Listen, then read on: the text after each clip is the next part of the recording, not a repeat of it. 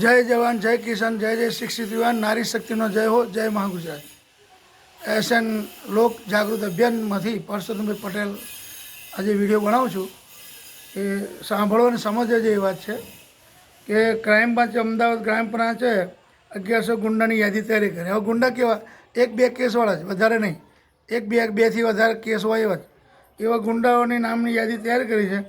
હવે એમને સમજી લો પાસા કરે તડીપાર કરે, માની લો પાસા કરી કે તડીપાર કરી તો એમને એટલો ટાઈમ બહાર રહેવાનું, એટલે કે તાલુકા સરહદ કે જિલ્લા સરહદ છોડીને અમદાવાદ છોડીને કે ફલાણું હોય ત્યાંથી ગામ છોડીને આવી એક સિસ્ટમ હોય સરકારની, એ પ્રમાણે એને તડીપાર કરવામાં આવે અને એ પ્રમાણે એના એટલો ટાઈમ બહાર રહેવાનું હોય જે ટાઈમ નક્કી કરાય. પણ ત્યાં જઈને શું કરવાનો છે? કોઈ વ્યાપાર કરવાનો છે? તડીપાર પાસા કરો એ તો ત્યાં જઈને એ ધંધો કરવાનો છે. એનાથી એને કોઈ ફાયદો થવાનો નથી કે પબ્લિકને ફાયદો થવાનો નથી. એને તડીપાર કરી દો એટલે અહીંથી અમદાવાદ જિલ્લો હોય ને અમદાવાદ જિલ્લાની બહાર મૂકી દીધો અને ચલો અમદાવાદ જિલ્લો ભાઈ અમદાવાદથી તમારે ફલાણા જિલ્લામાં જવાનું. હવે એ જિલ્લામાં ત્યાં મૂક્યો તો એ જઈને કે વેપાર કરવાનો હોય, આ જ ધંધા કરવાનો, જે કંઈ કરતો હોય ધંધા.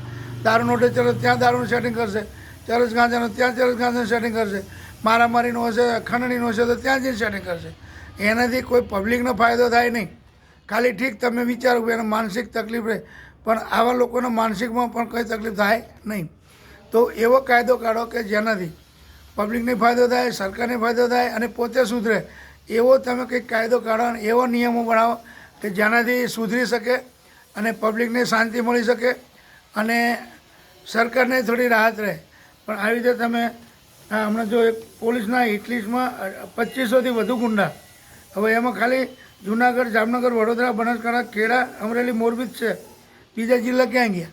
તો આટલા જિલ્લામાં ખાલી 2500 ગુંડા લખ્યા છે અને આ બધાના ઉપર તમે પાસા તડીપાર કરો તો જેલ ભરાઈ જવાની. હજુ ખાલી 2500માં 5-7 જિલ્લા જ છે આમાં તો 2500 ગુંડામાં. હવે તમે સમજી લો બધા ટોટલ 33 જિલ્લા હોય અને 33 જિલ્લામાં તમે ગુંડા ભેગા કરો તો ઓછામાં ઓછા 1000 થઈ જાય. તો 1000 જિલ્લાને તમે તડીપાર કરો, પાસા કરો, જે કરો એ તો એ તો જેલ ભરાઈ જવાની, મફતમાં ખાવાનું. કોઈ સરકારી ચાર્જ ખરો એમના ઉપર કે ભાઈ તમે આ ગુનો કર્યો તમારે આટલો ચાર્જ ભરવાનો? કે એમની કોઈ જમીન મિલકત કે એમનું મકાન કોઈ કબજે કર્યું સરકારે, ટ્રાન્સફર એને વેચીને પૈસા જમા કર્યા? ના, ખાલી કાયદા બનાવો પણ અમલ થતો નથી. તો એ કાયદાનો અમલ થવો જોઈએ અને ગરીબો કોઈ પણ હોય ને અત્યાચાર થતો હોય, અન્યાય થતો હોય તો એ રોકવાનો પ્રયત્ન કરવો જોઈએ. અને આવા તત્વો છે એને એવો કાયદો કાઢો કે એની જમીન મિલકત પણ કબજા થાય, એને ટ્રાન્સફર લઈને વેચી અને એને રૂપિયા જમા કરો સરકારમાં અને રોડ ઉપર આવી જાય એવી રીતના કામ કરો તો કંઈક સુધારો થવાની શક્યતા કરી. બાકી તો તમે જે વાત કરો છો આમાં લખ્યું છે એ પ્રમાણે પાસા કરી દઈએ, તડીપાર કરી દઈશું. સરકારની આ પેરવી છે ને આ બધું આયોજન છે એ બધું વાહન સહિતની સંપત્તિ જપ્ત કરવી. ચલો આમાં લખ્યું ક્યારે? 3જા મહિનામાં. તો કરીએ ત્યાર સુધી જપ્ત કંઈ નહીં, મિલકત જપ્ત કરી નથી કરી, ખાલી લખો છો કે આ કરીશું આમ કરીશું, કંઈ મિલકત જપ્ત કરી નથી.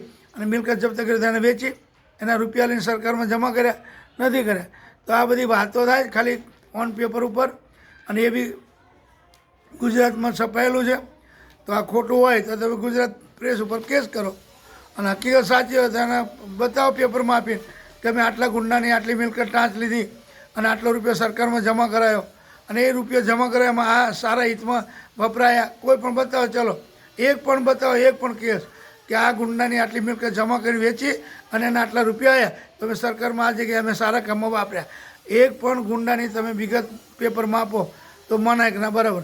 ખાલી લખવાથી, કોઈ પણ ધરપકડ કરવાથી, પાસા કરવાથી, તડીપાર કરવાથી કોઈ એનો હલ એના જે પ્રોબ્લેમો થતા એનો કોઈ હલ નીકળતો નથી.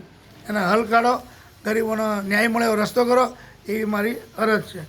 જય જવાન જય કિસાન જય જય શિક્ષિત યુવાન નારી શક્તિનો જય હો જય મહાગુજરાત.